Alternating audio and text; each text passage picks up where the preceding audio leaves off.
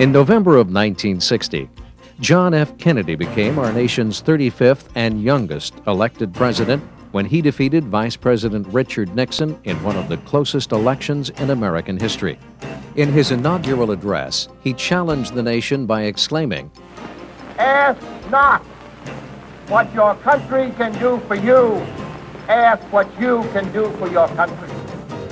Though his election was greeted with great optimism, his administration began with the disastrous Bay of Pigs invasion of Cuba by CIA-trained Cuban rebels attempting to overthrow the communist dictator Fidel Castro.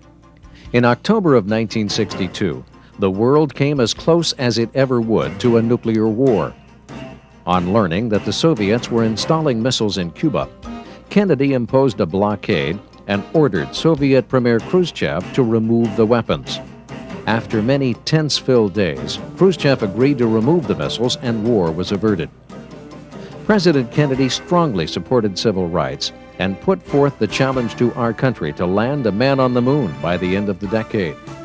Throughout the South, civil rights workers met with greater and more violent resistance. Freedom riders were beaten by mobs in Montgomery. Demonstrators were clubbed in Birmingham and Selma, and voting rights organizers throughout the South were victimized by local officials as well as by angry crowds. In June of 1963, the White House delivered a civil rights bill to Congress for passage. Martin Luther King and other civil rights leaders decided to organize a huge demonstration in Washington, D.C. to show support for the bill.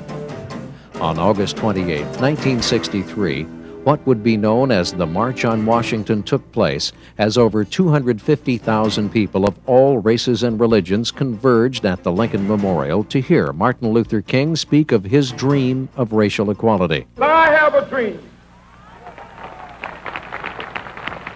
My poor little children will one day live in a nation where they will not be judged by the color of their skin, but by the content of their character. I have a dream